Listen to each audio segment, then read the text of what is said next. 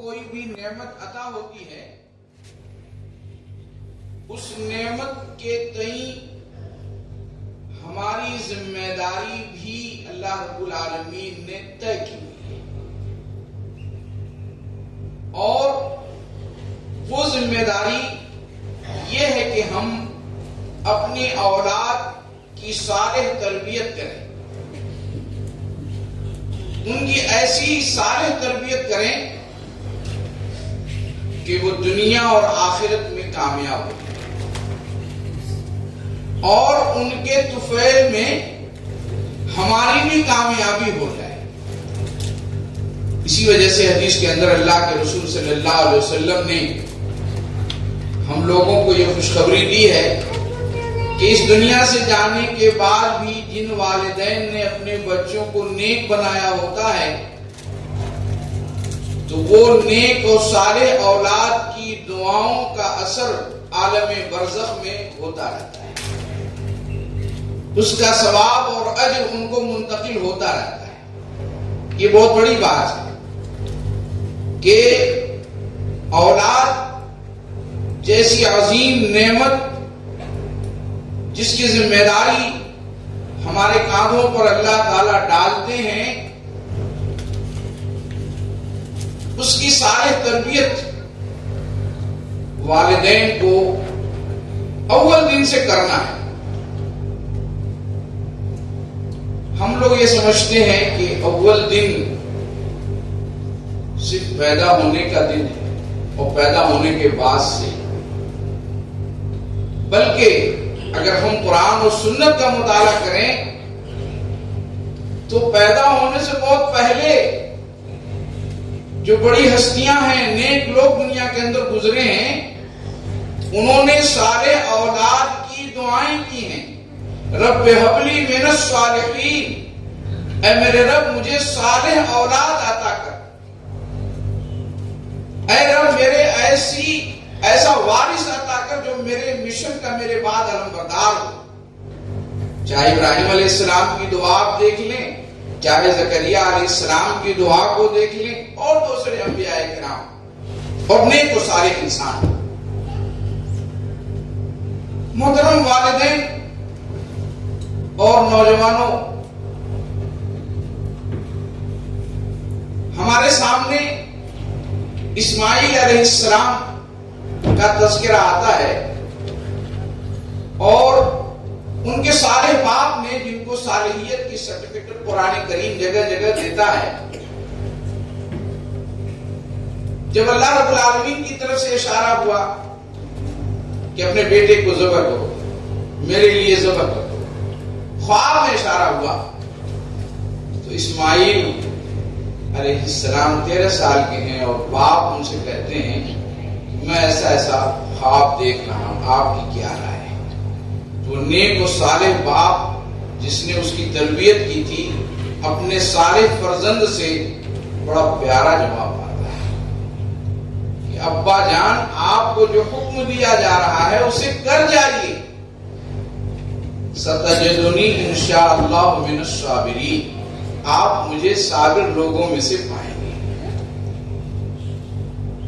تو ہم اور آپ دیکھیں کہ یہ ہے وہ صالح تربیت کہ شاعر بھی سوچنے لگتا ہے کہ آخر کیسی تربیت تھی۔ کہتا ہے کہ یہ فیضان نظر تھا یا کہ مکتب کی تجلی تھی، سکھائے کس نے اسماعیل کو آداب فرزندی۔ محترم والدین، ہم اور آپ اگر ایک اور پہلو سے غور کریں تو ہمیں اس دنیا کے اندر اللہ رب العالمین کے بعد اللہ رب العالمین نے جن کو سب سے اونچا مقام دیا ہے انسانیت کے اندر، بچوں کے تئیں، اولاد کے تئیں، وہ والدین کی حیثیت ہے، اور ان کے ساتھ حسن سلوک کا بار بار حکم دیا ہے، اور والدین کا اپنے بعد ہی تذکرہ کیا ہے، وبالوالدین احسانا، کہ میری بندگی کرو اور والدین کے ساتھ حسن سلوک کرو۔ اور اس دنیا میں جب تک والدین نے جب تک تو حسن سلوک کرنا ہی ہے، ان کو ان کے مرنے کے بعد بھی ان کے لیے دعا کرتے رہو، وقل رب ارحمہما کما ربیانی صغیرا، کہ ان کے لیے یوں دعا کرو کہ اے میرے رب ان کے اوپر رحم فرما، ان کے ساتھ رحم کا معاملہ فرما جیسا کہ انہوں نے میری بچپن میں تربیت کیا۔ اس آیت کریمہ کے اندر جہاں ہم اور آپ دیکھتے ہیں کہ اولاد کو یہ نصیحت کی گئی ہے، وصیت کی گئی ہے کہ اولاد والدین کے تئیں دعا کرے، ان کے حق کو پہچانے، حتیٰ کہ مرنے کے بعد میں ان کو دعاؤں میں یاد رکھے۔ وہیں اس آیت کریمہ سے اس طرف واضح اشارہ ہے کہ بچپن میں جب بچے چھوٹے ہوتے ہیں وہ بلوغت تک جو ہے ان بچوں کی تربیت کی ذمہ داری والدین کی۔ جو میں یہاں پہ ابھی تو یہ بچے جب بڑے ہوں گے اور ہم اس دنیا سے جائیں گے، یہ ہمارے لیے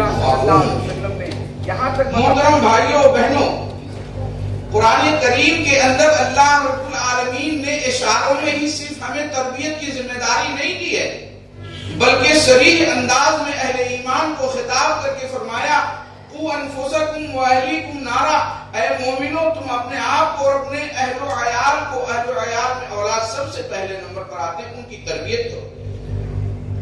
پھر اسی طرح سے اللہ کے رسول صلی اللہ علیہ وسلم کو باقاعدہ حکم دیا گیا وَأَمُرْ أَهْلَكَ بِالصَّلَاةِ وَاسْتَبِرْ عَلَيْهَا، کہ اے نبی صلی اللہ علیہ وسلم اپنے اہل کو، اپنے آل و عیال کو آپ نماز کی تلقین کیجئے اور خود بھی اس پر جم جائیے۔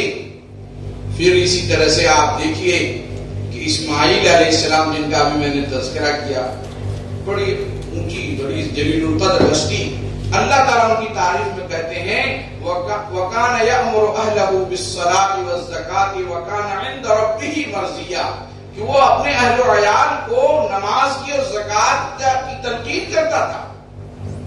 یہ انبیاء کا اسوہ ہے ہمارے سامنے۔ اور پھر والدین اپنے بچے کی تربیت کیسے کریں، وہ کچھ وصیتیں بھی اللہ تعالیٰ نے نیک بندوں کی قرآن کریم کے اندر تذکرہ کر دیا۔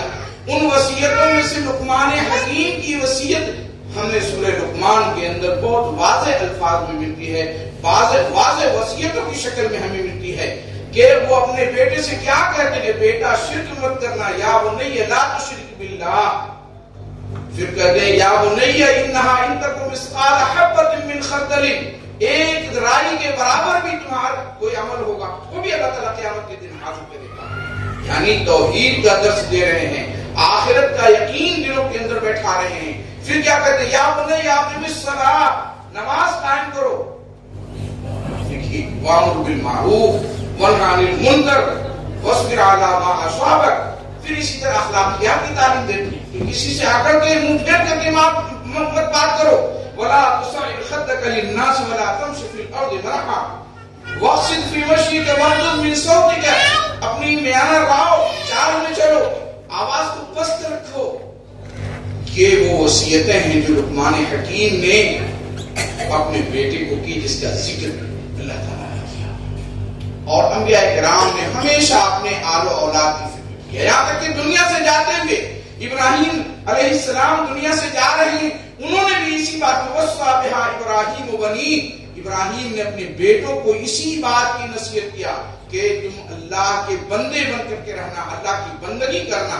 اسی طرح سے ہم اور آپ دیکھتے ہیں کہ یعقوب علیہ السلام، ان کی وصیت کا اللہ تعالیٰ تذکرہ کرتے ہیں کہ انہوں نے جو ہے اپنے بیٹوں کو اللہ کی بندگی کی تربیت دی اور اسی پر رہنے کی تلقین کیا جاتے جاتے دنیا سے۔ اور محترم بھائیوں، یہ ہم سب کی ذمہ داری ہے۔ اللہ کے رسول صلی اللہ علیہ وسلم نے ہر مرد، ہر عورت کو مسئول اور ذمہ دار قرار دیا ہے۔ کلکم راعٍ وکلکم مسئول عن رعیتہ، اور اسی کے اندر آپ صلی اللہ علیہ وسلم فرماتے ہیں والرجل راعٍ فی اہلہ مسئول عن رعیتہ، کہ آدمی اپنے گھر والوں کا ذمہ دار ہے، اپنے بیوی اپنے اولاد کا ذمہ دار ہے، اور اس سے ان کی رعیت کے بارے میں پوچھا جائے گا۔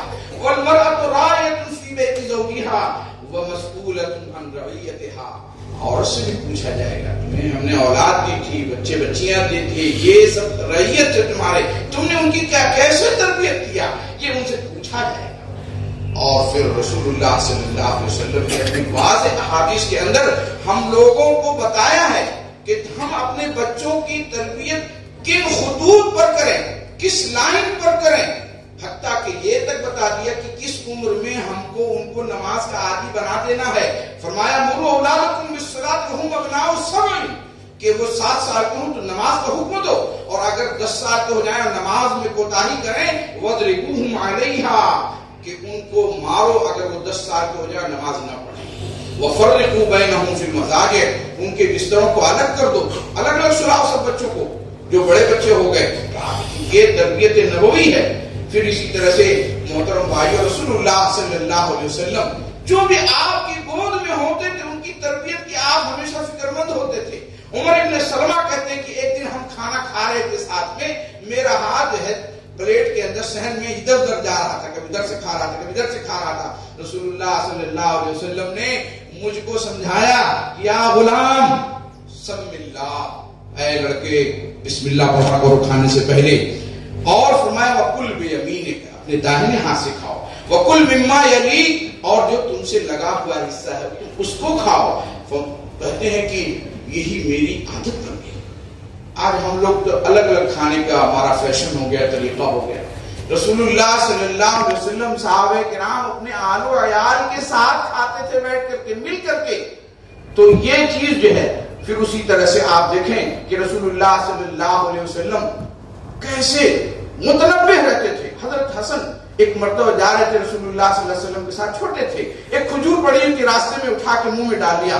آپ نے کہا کخن کخن, ارے اس کو پھینکو پھینکو, ہم نہیں جانتے یہ صدقے کی کھجور ہوگی, صدقہ ہمارے لیے جائز نہیں ہے. آج ہمارا بچہ کہاں سے ٹافی لا کھا رہا ہے ہم کو کچھ پتہ نہیں, کیسی ٹافی ہے, کس نے دے دیا, نظر کی تھی کہ منت کی تھی کہ کسی چڑھاوے کی تھی, کیا تھی, کچھ نہیں معلوم ہم کو. تو محترم بھائیوں اور بہنوں, ہمیں اپنے اولاد کی تربیت کے سلسلے میں بہت متنبہ رہنا ہے. اب آپ دیکھیں کہ رسول اللہ صلی اللہ علیہ وسلم نے یہاں تک بتا دیا کہ ہمیں تربیت کن کن خطوط پر کرنی ہے. فرمایا ادبوا اولادکم علی ثلاث خصال, کہ تم لوگ 3 باتوں کی اپنے بچوں کی تربیت کرو, ان کو اس کا ادب سکھاؤ. حب نبیکم, اپنے نبی کی محبت ان کے دل میں ڈالو. وحب اہل بیت ہی, اہل بیت کی محبت ان کے دل میں ڈالو. وقراءۃ القرآن, قرآن کے پڑھنے کا انہیں عادی بناؤ. آپ دیکھیے کہ رسول اللہ صلی اللہ علیہ وسلم نے ہمیں یہ تک بتا دیا کہ کن خطوط پر ہمیں اپنے بچوں کی تربیت کرنا ہے. اب آئیے میں آپ کے سامنے کچھ وہ بنیادی اصول بتا دیتا ہوں جن کو اگر ہم نے فالو کیا تو ہمارے بچوں کی تربیت بالکل اچھے انداز میں ہوگی, ان کی ایک صالح اٹھان ہوگی, اور وہ صالح انداز میں صالح اولاد بن کر کے ہمارے لیے آخرت کا ایک ذریعہ نجات بنے گی. سب سے پہلی چیز کہ بہترین نمونہ بنیے. والدین کو اپنی اولاد کے لیے بہترین نمونہ بننا چاہیے, کیونکہ والدین جیسے ہوں گے ویسے ہی اولاد کو بنائیں گے. حتیٰ کہ حدیث کے اندر فرمایا کہ اگر والدین یہودی ہیں تو بچوں کو یہودی بنا دیتے ہیں, مجوسی ہیں تو مجوسی بنا دیتے ہیں, نصرانی ہیں تو نصرانی بنا دیتے ہیں. ہم مسلم ہیں تو ہمارے بچوں کی تربیت اسلامی ہونی چاہیے, اسلامی آداب, اسلامی خطوط پر ہمارے بچوں کی تربیت ہونا چاہیے. یہ چیز ہمیں خاص طور سے, اور ہم سچ بولنے کے جب عادی بنیں گے تو ہمارا بچہ بھی سچ بولے گا. رسول اللہ صلی اللہ علیہ وسلم ایک مرتبہ ایک صحابیہ کے گھر میں تھے, آپ صلی اللہ علیہ وسلم کی موجودگی میں انہوں نے بلایا کہ آؤ میں تم کو کچھ دیتی ہوں. تو وہ آئے, بچے آ رہے, آپ نے کہا کہ کیا دو گی بتاؤ. کہا کہ کھجور دوں گی. کہا کہ اگر تم کھجور نہیں دیتی تو تمہارے نام اول میں ایک جھوٹ لکھا جاتا. یعنی آپ دیکھیے اس کا اثر بچے پہ پڑتا. میرے والد میرے والدہ ہم کو دھوکہ بھی دیتے ہیں, ہم سے جھوٹ بھی بولتے ہیں. تو اس لیے بڑی سختی سے, اسی لیے قرآن کریم کے اندر ہم لوگوں کو خطاب کر کے کہا گیا ہے لِمَ تَقُولُونَ مَا لَا تَفْعَلُونَ, کیوں کہتے وہ بات جو تم کرتے نہیں ہو. أَتَأْمُرُونَ النَّاسَ بِالْبِرِّ وَتَنْسَوْنَ أَنفُسَكُمْ, کیا تم لوگوں کو نیکی کا حکم دیتے ہو اور خود اپنے آپ کو بھول جاتے ہو. وَأَنْتُمْ تَتْلُونَ الْكِتَابَ, جبکہ تم قرآن کریم کو پڑھتے ہو, کتاب کو پڑھتے ہو. یہود سے مخاطب کر کے کہا گیا تم توریت کو پڑھتے ہو, پھر بھی تم بھول جاتے ہو اپنے آپ کو. یعنی سب سے پہلے ہمیں عمل پیرا ہونا ہے. دوسری چیز کہ مناسب وقت پر ان کی تربیت کیجیے، ان کی توجیہ کیجیے، ان کی رہنمائی کیجیے، اور یہ 3 اوقات خاص طور سے مت مس کیجیے۔ آپ کے ساتھ بچے جا رہے ہیں، سفر کر رہے ہیں، راستے میں ہیں، آپ پکنک پر جا رہے ہیں، سواری پر بیٹھے ہوئے ہیں، اس کو مس مت کیجیے، اس میں ان کی تعلیم، تربیت، رہنمائی کرتے رہیے۔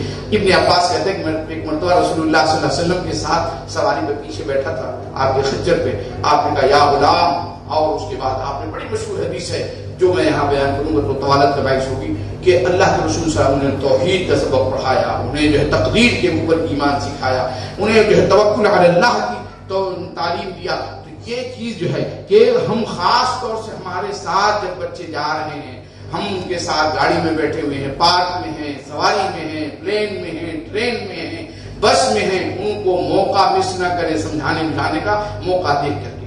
دوسری چیز کھانے کے وقت، کہ ہم جو ہے کھانے کے وقت جو ہے اپنے بچوں کو ساتھ لے کر کے بیٹھیں اور ان کی صحیح رہنمائی کریں کہ نوالا بڑا کھا رہے ہیں، جلدی جلدی کھا رہے ہیں، ایک پیس کے بجائے 2 پیس کھا رہے ہیں، ہمیں ان کی توجیہ کرنا چاہیے، ان کی رہنمائی کرنا چاہیے۔ رسول اللہ صلی اللہ علیہ وسلم نے باقاعدہ صحابہ کرام کو سمجھایا، روکا ہے، کیونکہ آج اگر ہم بچوں کی صحیح تربیت کر دیں گے، بڑے ہو کر کے وہ اسی انداز سے اپنی زندگی گزاریں گے۔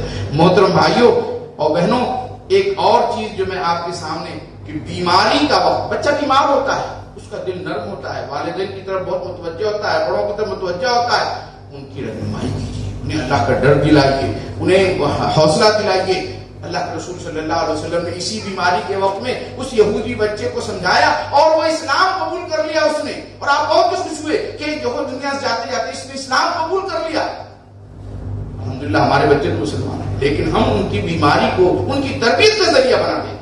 محترم بھائی، تیسری چیز جو ہے، اپنی اولاد کے درمیان میں عدل و مساوات کو ہمیشہ محفوظ رکھیے۔ اگر آپ نے اپنے اولاد کے ساتھ عدل کیا، انصاف کیا، مساوات کیا، وہ بھی آپ کے ساتھ جو ہے عدل و انصاف کے ساتھ پیش آئیں گے، ماں باپ میں تفریق نہیں کریں گے۔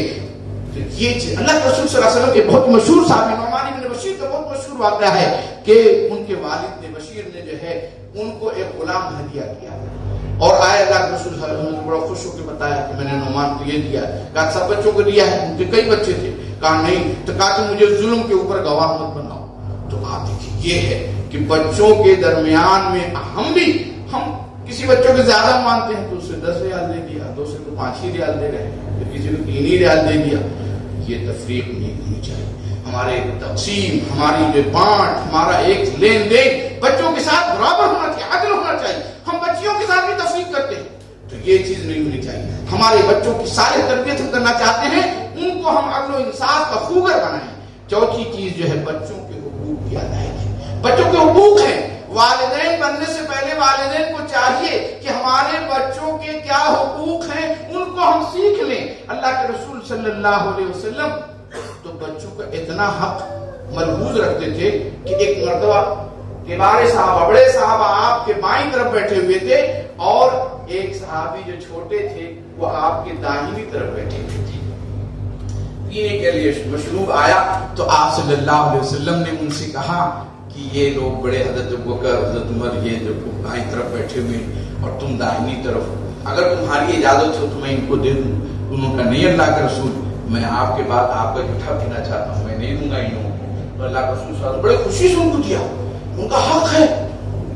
آپ یہ دیکھیے کہ ہم جو ہے بچوں کے حقوق کے سلسلے میں متنوع نہیں رہتے، ہاں بڑے چھوٹے کی تفریق کر دیتے ہیں۔ اللہ کے رسول صلی اللہ علیہ وسلم نے وہ مشروب و شربت دینے میں بھی بچے کو مقدم رکھا، اس لیے کہ وہ آپ کی داہنی طرف تھے اور داہنی طرف سے آپ کی سنت ہے اور آپ کا طریقہ ہے کہ داہنی طرف سے شروع کیا جائے۔ تو یہ ہم اور آپ دیکھیں محترم بھائیوں کہ پانچویں چیز جو ہے بچوں کی صالحیت کے لیے دعا کیجیے، اللہ رب العالمین سے مدد مانگنا چاہیے کہ ہمیں اے رب العالمین ہمیں یہ بچے ہمارے نیک بنا دے، ہماری آنکھوں کی ٹھنڈک بنا دے۔ اللہ تعالیٰ نے خود سکھایا ہے ربنا ہب لنا من ازواجنا وذریاتنا قرۃ اعین واجعلنا للمتقین اماما، کہ اے ہمارے رب ہماری بیویوں سے، ہمارے بچوں سے ہماری آنکھوں کی ٹھنڈک عطا۔ یہ چیز ہے۔ پھر اسی طرح آپ دیکھیں ابراہیم علیہ السلام، رب اجعلنی مقیم الصلاۃ ومن ذریتی، میری اولاد کو بھی جو ہے، اور آپ دیکھیے خانہ کعبہ کے پاس لا کے بسایا تو وہ بھی ان کا مقصد یہی تھا، ربنا انی اسکنت ذریتی لیقیموا الصلاۃ، تاکہ یہ نماز قائم کریں، تاکہ تیرے دین کو قائم کریں. تو بچوں کے لیے اللہ رب العالمین سے دعا کرنا، یہی ابراہیم علیہ السلام دعا کرتے رب هب لي من الصالحین. اور ایک طرف تو ان کی صالحیت کے لیے، ان کی ترقی کے لیے، ان کی بلندی کے لیے، ان کے ہر کامیابی کے لیے والدین کو دعا کرنا چاہیے. حدیث کے اندر ہے کہ والدین کی دعا رد نہیں ہوتی ہے، باپ کی دعا رد نہیں ہوتی ہے بچوں کے حق میں. تو ہمیں ان کو بار بار دعا دینا چاہیے. ہم لوگ کا معاملہ یہ ہے کہ ہم لوگ دعا میں بخل کرتے ہیں، ہم لوگ اپنے بچوں کو دعا دینے میں بخل کرتے ہیں. اس سلسلے میں جب یہ دیکھتا ہوں کہ ہمارے بعض عرب حضرات جو ہے اپنے بچوں کو بے پناہ دعائیں دیتے ہیں تو مجھے بڑا رشک ہوتا ہے. ہمارے جو اردو برادری ہے، ہمارے انڈین جو بھائی ہیں، ہمارے جو برصغیر کے لوگ ہیں، یہ دعاؤں میں بخل کرتے ہیں. دعائیں کلمات نکلتے ہی نہیں بچوں کو، جبکہ حدیث کے اندر ہے کہ تم دعائیں دو، پتہ نہیں کون سی گھڑی اجابت کی قبولیت کی ہے اور تمہاری یہ منہ سے نکلی ہوئی دعائیں جو ہے قبول ہو جائیں. تو اس لیے ہمیں جو ہے خاص طور سے بچوں کو خوب دعائیں دینا چاہیے، اچھی دعائیں دینا چاہیے اور بد دعا سے بچنا چاہیے. رسول اللہ صلی اللہ علیہ وسلم نے بڑی سختی سے منع فرمایا، لا تدعوا علی انفسکم ولا تدعوا علی اولادکم ولا تدعوا علی خدمکم ولا تدعوا علی اموالکم ولا توافقوا من اللہ سعی فانزلوا فیہا یتعال.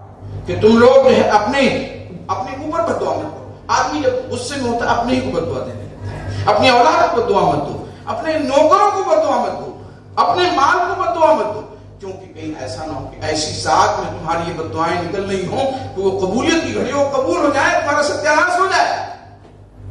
تو محترم بھائیوں بہنوں، یہ وہ چند بنیادی چیزیں ہیں جو ہم اگر اختیار کریں تو انشاءاللہ جو اسلامی شریعت، جو اللہ رب العالمین چاہتے ہیں کہ ہماری اولادیں نیک خطوط پر پروان چڑھیں، نیک بنے، اللہ کے سچے صالح بندے بنے، اس دنیا کے اندر اس کے دین کو قائم کرنے والے بنے، تو انشاءاللہ ہم اس کو حاصل کرنے میں کامیاب ہو جائیں گے. اللہ تعالیٰ سے دعا ہے کہ اللہ تعالیٰ ہم لوگوں کو اپنے بچوں کی نیک اور صالح تربیت، دین کے خطوط پر، اسلام کے خطوط پر، اللہ کی مرضی کے مطابق اپنے بچوں کی تربیت کرنے کی توفیق عطا فرمائے. ربنا تقبل منا انک انت السمیع العلیم وتب علینا انک انت التواب الرحیم. وآخر دعوانا